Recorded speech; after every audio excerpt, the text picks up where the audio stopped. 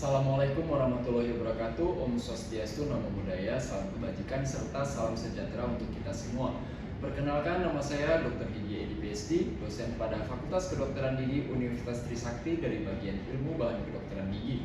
Video ini saya buat sebagai pernyataan diri dosen dalam rangka unjuk kerja Tridharma Perguruan Tinggi untuk proses sertifikasi dosen tahun 2025. Saya bertanggung jawab mengampu modul bahan alam dan ilmu material kedokteran gigi 2 yang memiliki beban 5 SKS terdiri dari 4 SKS teori dan 1 SKS sesi praktik, keterampilan atau skills lab.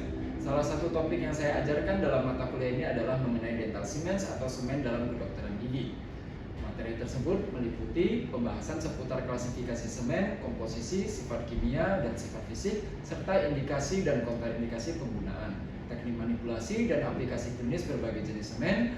Jenis semen yang dipelajari antara lain semen fosfat, semen polikarboksilat, semen ionomer kaca, semen resin, dan semen berbahan dasar minyak. Pembelajaran dilakukan secara tatap muka, mencakup kuliah teori, diskusi kelompok, seminar, demonstrasi penggunaan material, dan praktik keterampilan untuk memastikan mahasiswa memiliki pemahaman teoritis maupun keterampilan aplikatif. Evaluasi pembelajaran dilaksanakan melalui penugasan, kuis, ujian tengah modul, dan ujian akhir modul. Capaian pembelajaran yang ditargetkan adalah mahasiswa mampu menjelaskan karakteristik masing-masing semen, menentukan indikasi penggunaannya secara tepat, serta mempraktikkan memanipulasi material sesuai prosedur yang benar. Referensi yang saya gunakan dalam mata kuliah ini atau modul ini mencakup Philips Science of Dental Materials, Cracks Restorative Dental Materials, serta sejumlah jurnal ilmiah terkini yang mendukung pemutahiran materi ajar. Demikian paparan saya mengenai salah satu materi yang saya sampaikan dalam perkuliahan. Terima kasih atas perhatiannya. Selamat pagi semuanya. Kita akan belajar tentang dental semen, di mana dental semen ini salah satu materi di modul 6509. Dan di modul ini kalian akan belajar tentang bahan-bahan kedokteran gigi. Di mana kita kan dokter gigi ya, jadi harus tahu tentang bahan-bahan kedokteran gigi. Salah satunya adalah dental semen. Mungkin kalau misalnya ngomong tentang dental semen, kita tarik dulu ke post operative dentistry. Dimana pernah nggak dapat pasien habis tumble terus tiba-tiba rasa sakit atau ngilu terjadi gitu? Pernah dengar seperti itu? Pernah, ya. Nah itu kenapa bisa terjadi? Salah satunya bisa karena preparasi kavitas kita tidak begitu bagus atau tidak begitu bersih. Bisa juga ada sistemnya, yaitu bonding atau ETSA yang menjadikan rasa sakit itu muncul atau post operative dentistry. Kemudian toxicity of material atau toksisitas dari material tersebut yang kita pakai itu resin komposit ya. Resin komposit, bonding itu semuanya asam ya, punya monomer dan itu bisa menyebabkan toksisitas pada dentin ataupun pulpa. Light source, kita pakai ini apa namanya UV atau LED itu bisa merangsang pulpa untuk menjadi sakit atau iritasi. Kemudian restorasi yang tadi juga ya dari materialnya juga. Tapi yang paling penting dari restorasi ini kalau kita lihat kenapa dia bisa sakit? Yang pertama adalah karena toksisitas dari materialnya, bakteria atau bakteri yang tadi saya bilang bahwa kita preparasi kavitasnya tidak begitu bagus, tidak begitu bersih, makanya kita harus belajar bagaimana menentukan kavitas infected caries yang mana sih kita harus bersihkan atau tidak gitu ya, affected caries yang mana itu. Kemudian yang paling penting yang penelitian yang saat ini sedang hype adalah gap.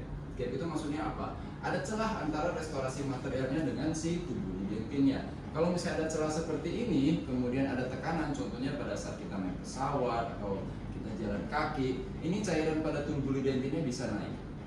Jadi itu yang menyebabkan rasa sakit. Kenapa bisa seperti itu? Ya karena memang ada rongga di sini ya. Bagaimana cara untuk mengantisipasi supaya post ini operatif si sensitivity-nya bisa hilang? Kita harus menghilangkan gap ini. Ya, kalau ada gap juga bisa terjadi bacterial ingress atau maksudnya adalah infiltrasi dari bakteria ke dalam si kariesnya. Nah ini ditemukan oleh Yoshima et al. Ya. Nah dental semen itu banyak jenis ya. Yang pertama itu untuk reaksi pengerasannya kalau kita klasifikasikan ada powder base atau asam basah, itu resin fosfat, ini mungkin sudah pernah dipelajari dulu ya. Tapi ini review sedikit. Kemudian juga ada polimerisasi dengan cahaya, resin semen atau kompomer. Kemudian juga ada yang keduanya yaitu dual cure. Ini kita pakai pada saat kita sementasi, restorasi yang tidak bisa tembus dengan cahaya. Jadi kita perlu yang dual cure atau reaksi polimerisasi dengan cahaya atau reaksi asam basah. Semen zinc fosfat kenapa masih digunakan? Karena memang ini yang paling lama dipakai, yang artinya kalau misalnya paling lama berarti biokompatibilitasnya atau dia tidak toksik kepada dentin dan lain-lain. Kelebihannya apa? Setting time-nya bagus, kekentalannya cukup untuk sebagai dental semen, film thickness-nya juga bagus dan telah dipakai dalam jangka waktu lama. Kekurangannya apa? Karena dia asam, pasti ada ada toksisitas, kemudian pendekatan pada giginya juga secara mekanis bukan secara kimia. Solubilitasnya tinggi yang artinya dia bisa larut. Kalau misalnya kita ada gap antara restorasi dengan gigi, pasti solubilitas tinggi dan terjadi karies sekunder. Kemudian kita pada pulpa ini moderate ya. Kemudian karena zinc fosfat semennya itu tidak melekat secara kimia, maka ditemukanlah zinc polikarboksilat semen. Bedanya apa? Berarti yang tadi kan zinc oxide ya, zinc fosfat itu bubuknya zinc oxide. Kalau ini zinc polikarboksilat, asamnya yang diubah. Asamnya diganti menjadi asam poliakrilik. Asam poliakrilik itu bisa bisa transfer ion, yaitu bisa cross linking seperti GIC juga. Ini larutannya sama dengan GIC ya, kelebihannya berikatan secara kimia dengan email, dentin juga, namun tidak maksimal, kekuatan tekannya bagus. Tapi kekurangannya tetap ada ya, warna opaknya, kemudian solubilitasnya juga tinggi. Oleh karena itu ditemukanlah gelas ionomer semen. Karena translusensinya tidak begitu bagus, maka zinc oxide bubuknya itu diganti menjadi gelas atau gelas ya seperti silika lah ya. Nah silika itu kan translusen ya, jadi kita bisa main ke warnanya juga. Kelebihannya berikatan secara kimia dengan gigi, sama dengan zinc polikarboksilat. Fluoride rilisnya ada, kekuatan tekannya bagus, tapi kekurangannya tetap ada ya, water solubility. Maka dari itu GIC pada saat kita mau tambal atau kita mau jadi dental semen itu posisinya harus kering ya. Kalau tidak kering pasti dia larut karena sebelum mengeras dia solubility-nya sangat tinggi sekali. Sensitivity to moisture, kemudian estetik ini masih diragukan. Ada yang bilang kalau misalnya dalam pedo masih oke, tapi kalau di pasien dewasa apalagi untuk gigi anterior itu tidak bagus.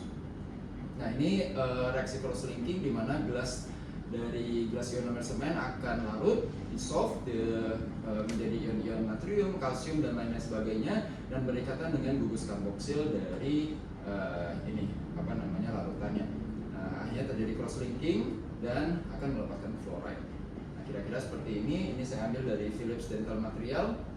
Nah, GIC itu kekurangan tadi setting time tidak bisa kita atur. Yang artinya adalah pada saat pasien anak atau pasien dewasa tidak kooperatif atau kita memerlukan waktu kerja yang cukup singkat, kita harus modifikasi dengan resin. Resin kan kita bisa polimerisasi dengan cahaya ya, jadi bisa diatur setting time-nya.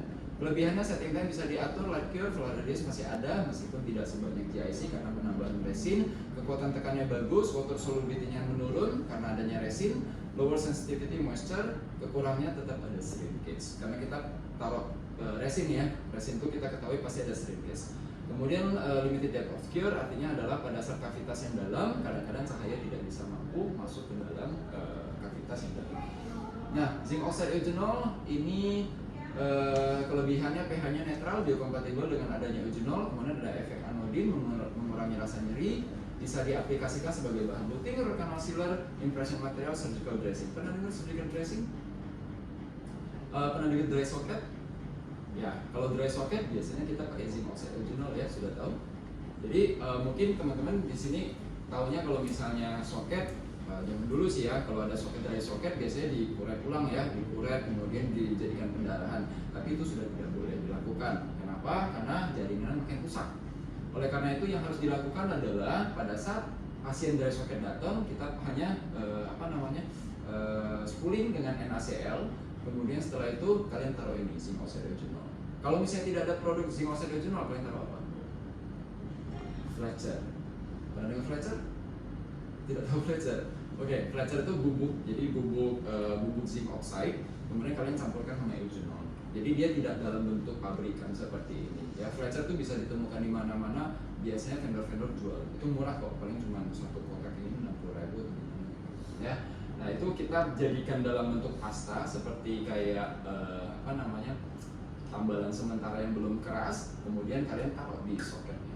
Oke, instruksikan pasien tidak dimain-mainkan. 1 hari kemudian kontrol lagi, itu pasti lepas. Taruh lagi, spooling lagi, taruh lagi. 1 hari kemudian lagi, taruh lagi. Biasanya dalam hari ketiga dia sudah mulai enak.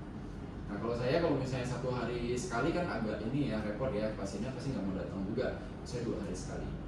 Nah hari pertama kalau dry socket itu sangat sakit sekali. Mungkin teman-teman di sini masih bingung kan, dry socket itu sebenarnya sakitnya segimana sih? Sakitnya itu pasien ngomong aja udah nggak bisa, pasti sakit, nyerinya tuh nyeri sekali. Jadi pada saat kalian dapat pasien, contohnya habis cabut gigi, kemudian dia ngomong kok masih sakit ya, itu kalau misalnya dia masih bisa ngomong, itu berarti masih belum dry socket. Kalau dry socket itu udah sakit sekali karena dia kena tulang soalnya, ya tulangnya terekspos. Nah itulah kita bisa pakai zinc oxide retinol ini. Kekurangannya kekuatan mudah, makanya sekarang udah nggak pakai sebagai bahan luting. Bahan luting itu sementasi, dia sebagai temporary biasanya, jadi bukan untuk yang permanen. Kemudian kalsium hydroxide ini salah satu dental semen yang tidak bisa mengeras. Ya, bisa mengeras kalau ditambahkan dengan resin. Kelebihannya apa? pH-nya tinggi, semua udah tahu lah ya. Ini gold standar untuk pakai PIM atau untuk medikamen saluran akar juga. Ini bisa menstimulate fibroblast. Kemudian bakterisidal, dia antibakteri, dia promote healing dan repair.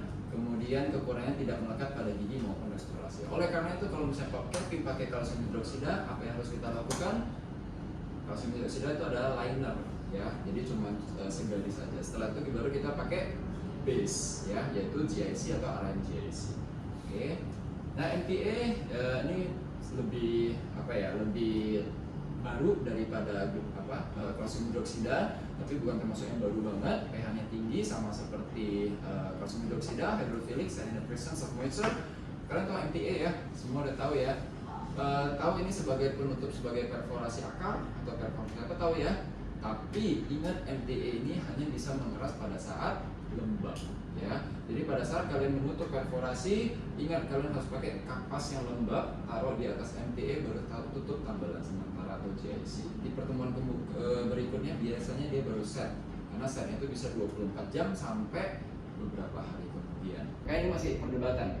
Ada klinisi yang mengatakan ya udah kalau misalnya memang pakai resin semen ya nggak usah ini lagi, mau ada gap, mau ada celah juga nggak ada masalah gitu. Yang penting dia ketutup sempurna sama resin semen. Kekurangannya iritasi pulpa karena harus ETSA ya. Jadi ini pada kasus vital aja sih kalau yang mau ditanyakan ini. Tanya dok, kalau misalnya post operatif pain-nya itu karena dental adhesif kayak gitu, apakah lama jangkanya atau kayak setelah ditambal dia langsung sakit gitu? Oke, biasanya itu dirasakan langsung sakit. Bisa langsung sakit, nanti dia bilang kok habis ditambal malah jadi sakit ya gitu. Nah itu biasanya terjadi. Atau ada juga yang dia ada postpone dulu, jadi dia kayak sekarang nggak sakit, besoknya baru sakit. Jadi iritasinya tidak bisa kita tentukan gitu. Jadi kadang-kadang makanya kita pada saat kita nambel, sebelum nambel kita harus kasih tahu pasiennya. Ini kemungkinan kalau misalnya kita lihat kavitasnya sudah dalam atau gimana, kita kasih tahu pasiennya. Ibu, bapak, ini kemungkinan ada sakit ya gitu setelah penambalan. Tapi setelah beberapa hari nanti akan berkurang. Kalau misalnya tidak berkurang rasa sakitnya, berarti harus dilakukan PSA atau perawatan saluran akar. Nah, kenapa bisa seperti ini? Kadang-kadang pada saat kita ETSA, kita terus enak banget kita ETSA-nya kayak dasar kavitas juga kita ETSA. Nah, itu satu. Kemudian yang kedua, bonding juga. Aku biasanya kalau misalnya perawat kasih bonding, kan pakai microbus ya, nanti dia yang tetesin kan, itu biasanya saya lapin dulu. Mau ke handscoon, mau ke apa supaya dia agak kering, karena bonding itu tidak perlu tebal. Serapis tipis saja dia sudah cukup. Ya, benar-benar tipis banget kasih. Yang penting pada saat kita ETSA kering tuh ya, kelihatan kering kan. Nah pada saat kita bonding kelihatan sudah membasahi udah cukup. Yang penting kayak apa ya, kayak basah dikit aja itu sudah cukup. Jangan ngerasa itu tidak akan melekat, malah itu yang bagus. Kalau terlalu tebal, pada saat kalian ronsen nanti akan kelihatan ada gap antara si restorasi dengan si gigi. Oke, ada lagi yang mau ditanyakan? Untuk Edi dan juga teman-teman, pada pagi hari ini kita akan melakukan diskusi UAM untuk modul GSM 6505 pada 1. Jadi untuk skenario hari ini, seorang perempuan usia 45 tahun datang ke RSGMP Universitas Trisakti untuk diperiksa giginya. Pasien mengalami sakit gigi sejak beberapa hari yang lalu dan ingin dilakukan pemeriksaan dan perawatan secara keseluruhan pada rongga mulutnya.